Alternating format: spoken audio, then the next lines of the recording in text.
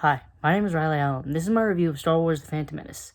The movie starts off with two Jedi Master Qui-Gon Jinn and Jedi Padawan Obi-Wan Kenobi, who is Qui-Gon's apprentice. I get the feeling this Obi-Wan dude's going to be kind of important later. Anyway, they're sent by the Republic, which is the leader of the space apparently, to negotiate with the Trade Federation led by Newt Gunray to figure out why they're blockading the planet Naboo. Well, the negotiations don't take place as the Trade Federation attacks and attempts to kill him. The Jedi escape to the planet's surface where they find out that this isn't just a blockade, this is an invasion. They meet the bumbling Gungan Jar Jar Binks, who I'll admit is kind of annoying and is not as funny as when I was younger. Yeah, I'll admit that. Then Jar Jar does take the Jedi to the Gungan underwater city to meet the leader of the Gungans, who Qui-Gon proceeds to mind trick into giving them an underwater space vessel, which they ride through the surface underwater to the capital of Naboo, where the main invasion has taken place. They proceed to rescue the Queen, some of her handmaidens, and some other attendants and guards, as well as some pilots, once they free the pilots, they proceed to skedaddle off-planet in an attempt to get the Queen to Coruscant so she can plead her case in front of the Senate for help. Space politics. Just as enjoyable as real politics. Anyway, they gotta get through the blockade, but while they're going through the blockade, the ship is, of course, attacked. In some of the hyperdrive, which is the space travel, the way they helps the ship travel, apparently, is destroyed. A lot of droids, including R2-D2, who comes in clutch, manage to repair the ship enough for it to get going, but they still have to make an emergency landing on a planet, Tatooine. Qui-Gon,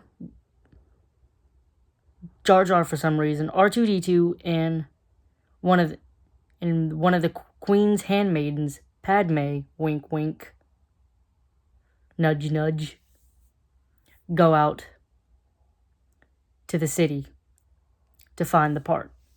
And of course, they get lucky as the first shop they enter has the part they need, but they don't get the right credits.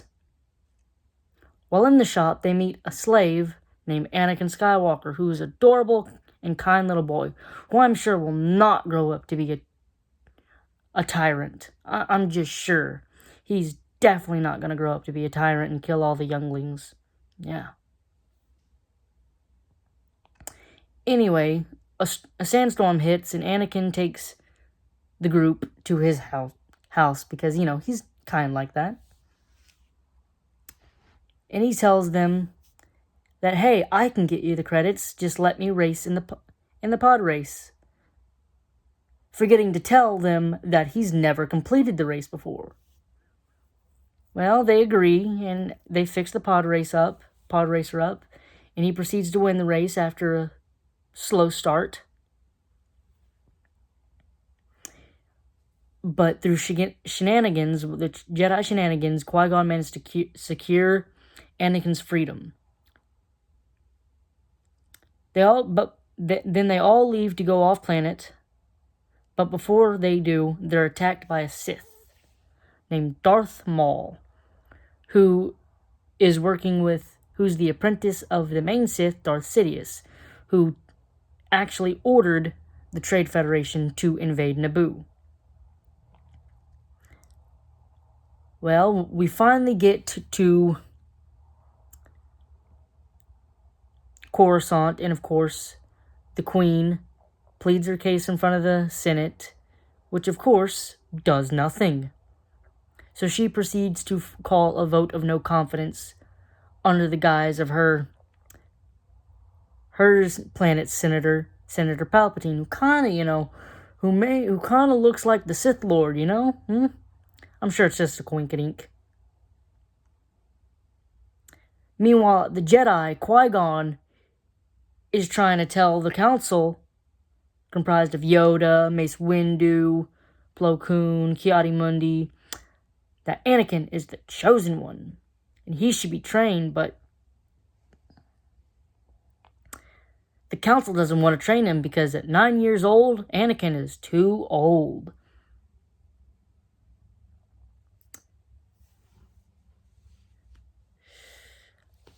I swear to God, Samuel L. Jackson must have played too many villains at this point, because he just seemed like menacing in the scenes for some reason. Every one of his scenes, for some reason, he just had an undertone of menacing. Might have just been me. Samuel L. Jackson played Mace Windu, you know. Then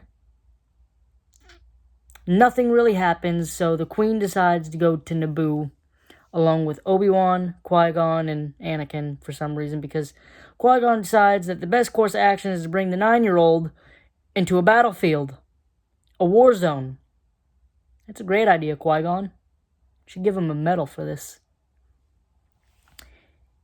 Anyway, we get to Naboo, and Jar Jar takes the group to the Gungans' secret city, so the Queen can convince them to fight for her. Well, we find out that the Queen isn't really the Queen. She was a decoy for Padme, who's actually the Queen. Makes me question the sanity of the entirety of Naboo, because they decided to democratically elect a 14-year-old as Queen. She like a puppet or something? The way Palpatine was playing her, she must be. Anyway,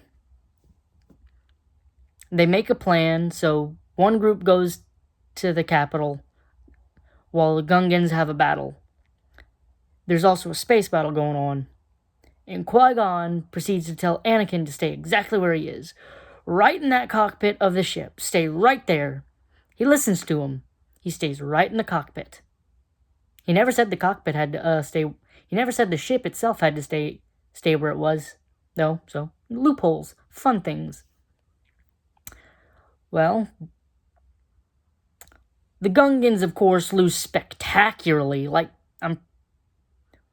it wasn't even a close loss. They just lost. The battle up in space wasn't going too well either, nor was the battle between the people of Naboo and the Trade Federation in the castle or palace, whatever.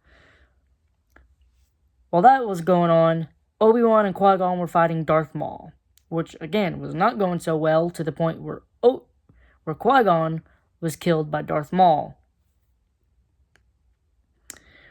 Well, Anakin and R2 managed to go to space, and somehow, someway, through plot luck, plot armor, it was luck. They destroy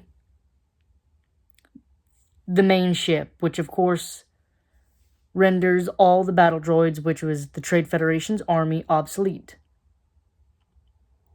as it was like a mainframe of some sorts. Well, Obi-Wan, of course, managed to cut Darth Maul in half, completely down the torso.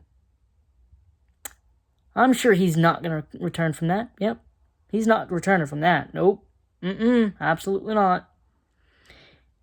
Well, the Queen, Padme, managed to secure Nute Gunray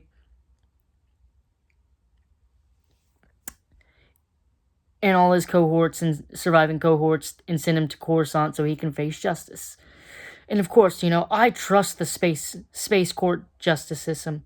I trust that he's gonna face justice and get the time he deserves. Anyway, Qui-Gon eventually does die in Obi-Wan's arms, but he does tell him to train the boy, which Obi-Wan, of course, brings to Yoda, who eventually relents and allows Obi-Wan to train Anakin. There's a big celebration between the Naboo people and Gungans, and then the end.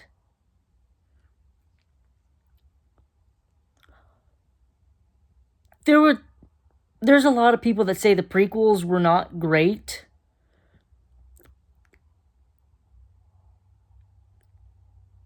I enjoyed the movie. Even the parts that people said weren't enjoyable, like Jake Lloyd's acting as Anakin. The kid was like 12. Give him a break. And of course, Ahmed's best is Jar Jar. He's annoying, but he's not as annoying as people make him out to be. And he's not even in the other movie. I don't think he's that in that. He wasn't really in it that much. I mean, noticeably.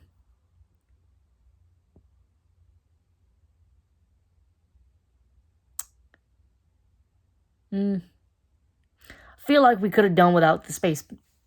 There was maybe a bit too much space politics, which just didn't go anywhere. But then again, like real politics, I suppose. Overall, I'm giving it a 9 out of 10. I love Star Wars. Favorite franchise.